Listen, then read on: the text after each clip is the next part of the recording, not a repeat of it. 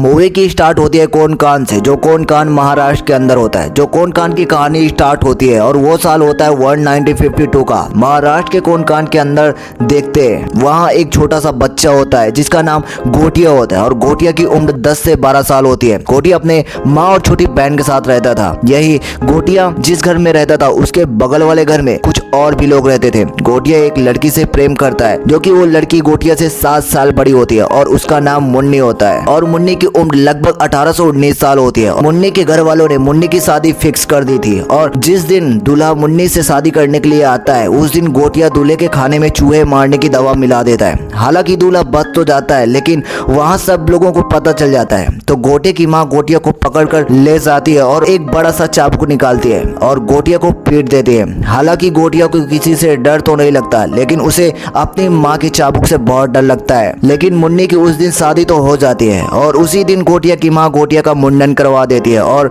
मुन्नी की शादी होने के बाद मुन्नी अपने दूल्हे के साथ चली जाती है और गोटिया अभी भी सोचता रहता है क्योंकि वो अभी भी मुन्नी से शादी करना चाहता था। अब गोटिया ने सोच लिया था कि अब मैं काला जादू करूंगा। अगर मैं काला जादू मुन्नी पर करूंगा तो शायद मुन्नी मेरे पास वापस आ जाएगी और हम दोनों शादी कर लेंगे। इतनी वीडियो देखने के बाद तो आप समझ ही गए होंगे कि गोटिया कोई आम बच्चा नहीं था। गोटिया एक साइको बच्चा था। मुन्नी उसके दिमागों पर बैठ चुकी थी तो गोटिया अपनी बहन को लेकर के अपने गांव के पास के जंगल में चला जाता है जहां कोई नहीं जाता था। गोटिया अपनी बहन को रात के समय में एक बरगद के पेड़ के नीचे ले जाता है और वहीं पर काला जादू करने लगता है और अचानक गोटिया अपनी छोटी बहन के ऊपर चाकू से मारने की कोशिश करता है तो गोटिया की बहन समझ जाती है और गोटिया से पूछती है कि तुम मुझे क्यों मारना चाहते हो। तो गोटिया बोलता है कि मुझे अपने काले जादू के अंदर एक लड़की की बलि चाहिए और यहाँ पर तुम हो तो मैं तुम्हें मारकर तुम्हारी बलि दूंगा और मेरा काला जादू पूरा हो जाएगा। फिर मेरी मुन्नी मेरे पास आ जाएगी, फिर हम दोनों शादी कर लेंगे। और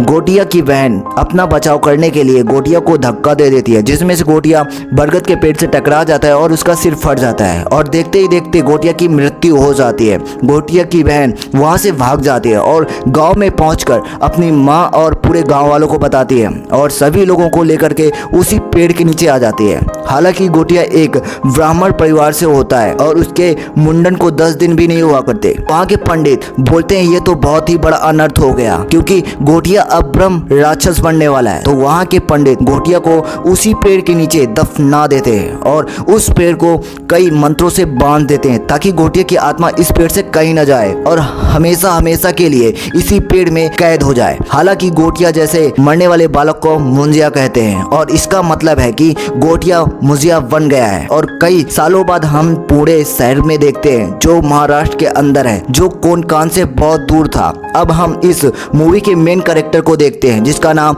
बिट्टू था। वो पुणे में अपने मदर और ग्रैंड मदर के साथ रहता था। बिट्टू के फादर की बहुत ही पहले डेड हो चुकी थी। बिट्टू की मदर ब्यूटी पार्लर चलाती थी जिससे वो बहुत ही अच्छे पैसे अर्न करती थी। उनकी बहुत अच्छी फैमिली चल रही थी और इससे मालूम पड़ता है कि बिट्टू की फैमिली बहुत ही खुश थी। बिट्टू अपने मदर के साथ काम में बहुत हेल्प करता है। बिट्टू को लड़कियों के बाल काटना और उनके मेकअप करना बहुत ही अच्छे तरीके से आता था। और यहीं पे देखते हैं कि बिट्टू की एक दोस्त भी थी जिसका नाम वेला था और ये बिट्टू के घर के बगल में ही रहती थी। ये दोनों बचपन से ही खेल कूद कर बड़े हुए और हम देखते हैं कि बेला अपने बॉयफ्रेंड के साथ बिट्टू से मिलने के लिए आती है और उसके बॉयफ्रेंड का नाम कुंभो होता है और वो एक अंग्रेज होता है। लेकिन बिट्टू को ये सब अच्छा नहीं लगता क्योंकि वो बेला से बहुत ही प्यार करता था, इसलिए वो ज़्यादा खुश नहीं होता कि बिट्टू को बचपन से ही बहुत ही डरावने सपने आते थे। वही बार बार वही बरगद का पेड़ होता था और वही पेड़ के ऊपर एक छोटा सा बच्चा होता था। हालांकि बिट्टू उस सपने को इग्नोर करता है। बिट्टू का एक दोस्त होता है जो सरदार होता है और हम देखते हैं कि बिट्टू के चाचा के बेटी का फोन आता है जिसका नाम रुक्कू होता है। रुक्कू बिट्टू को बोलती है कि मेरी सगाई फिक्स हो गई है और मैं चाहती हूँ कि आप अपने फैमिली के साथ मेरी सगाई में शामिल हो। यानी कि बिट्टू की बहन उसी गांव में रहती है जहां मुजिया रहता था। इससे मालूम पड़ता है कुछ हो या ना हो लेकिन बिट्टू और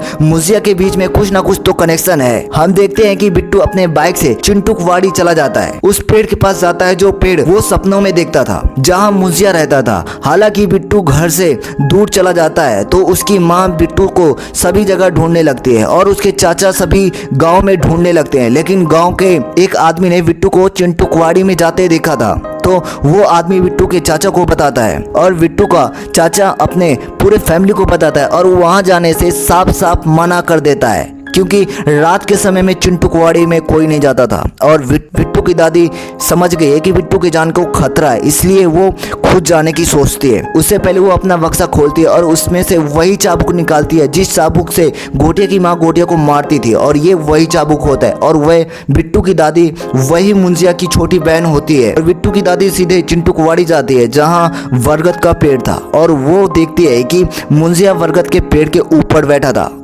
और मुझे उसे पहचान जाता है कि ये मेरी तो छोटी बहन है जो काफ़ी बूढ़ी हो गई है। और बिट्टू की दादी देखती है कि बिट्टू को मुजिया ने पेड़ों की शाखाओं से जकड़ रखा है, तो बिट्टू की दादी शाखाओं के पास जाती है और अपना चाबुक निकालती है। फिर मुजिया को पीटने लगती है और मुजिया को उस चाबुक से बहुत डर लगता है, तो इसलिए वो बिट्टू को छोड़ देता है, फिर से भाग जाता है। लेकिन मुजिया बिट्टू के पीठ में अपना हाथ का निशान छोड़ देता है। बिट्टू की दादी बिट्टू को लेकर के चिंटूवाड़ी से बाहर आ जाती है। बिट्टू अपनी दादी से पूछता है कि ये सब क्या है। बिट्टू की दादी बिट्टू को सारा कुछ जैसा तैसा बता देती है। ये सारा कुछ जान करके बहुत ही डर जाता है और बिट्टू की दादी बिट्टू को बोलती है अब डरने की बात नहीं है, क्योंकि वो उस पेड़ से ज्यादा दूर नहीं जा सकता है। और बिट्टू देखता है कि मुजिया बिट्टू की दादी के पीछे ही खड़ा होता है और देखते ही देखते बिट्टू की दादी का गला मुजिया दबा देता है। बिट्टू की दादी की डेथ वहीं पे हो जाती है और बिट्टू ये देख कर वहीं बेहोश हो जाता है। इससे मालूम पड़ता है कि बिट्टू मुजिया के वंशज का है और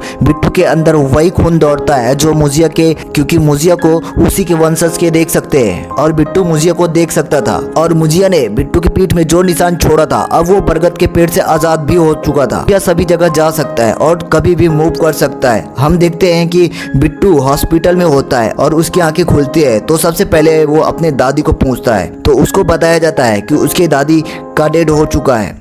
और मुझे के मुंह में खाली एक ही बात होती है। मुझे बिट्टू से बोलता है कि मुन्नी को ढूंढो, मुन्नी को ढूंढो, और बिट्टू मुझे की बातें नहीं मानता है। तो मुझे बिट्टू को कभी इधर फेंकता है, कभी उधर फेंकता है, कभी बिस्तर में फेंकता है और कभी कभी दीवार से भी पटक देता है। और बिट्टू बोलता है ठीक है मैं तुम्हारी सारी बातें मानूंगा, लेकिन बिट्टू को ये नहीं मालूम होता है कि मुन्नी कौन है। लेकिन बिट्टू मुन्नी को रात के टाइम ढूंढने लगता है। बिट्टू रात में सो नहीं पाता है। अगर बिट्टू कभी भी आराम करने लगता है तो मुझे आसपास के लोगों को मारने लगता है। अब हम देखते हैं कि कुछ दिन बाद मुन्नी मिल जाती है। जब मुजिया मुन्नी को देखता है तो मुन्नी बहुत बूढ़ी हो चुकी थी और मुजिया मुन्नी को इग्नोर कर देता है। और अचानक मुजिया की नजर में बेला आ जाती है, क्योंकि बेला का फेस मुन्नी की तरह मिल रहा था। तो मुजिया बिट्टू को बोलता है कि मुझे अब मुन्नी नहीं बेला चाहिए। बिट्टू ये सुनने के बाद मुजिया को साफ साफ नहीं कर देता है। मुजिया को बिट्टू की बातें सुनकर गुस्सा आता है। बिट्टू को बोलता है कि मैं तुम्हारे सभी चाहने वालों को मार दूंगा। बिट्टू काफी डर जाता है और उसे हाँ बोल देता है। कहते हैं कि मुजिया ओनली रात में ही निकलता है और दिन में गायब हो जाता है। बिट्टू अपने दोस्त यानी कि सरदार जी को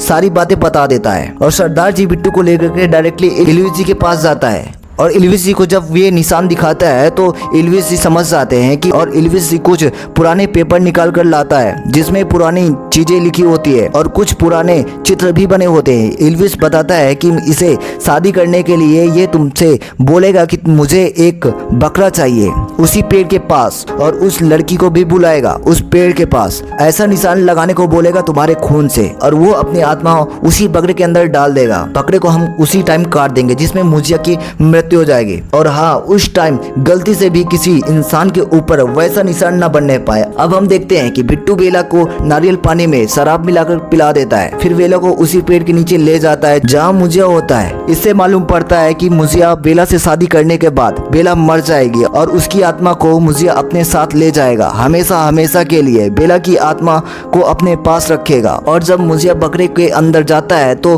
बिट्टू बकरे को काटने लगता है, लेकिन ये करने से बेला रोकती है, क्योंकि वो बोलती है कि ये तो मेरा पति है, क्योंकि वो नशे में होती है उस टाइम।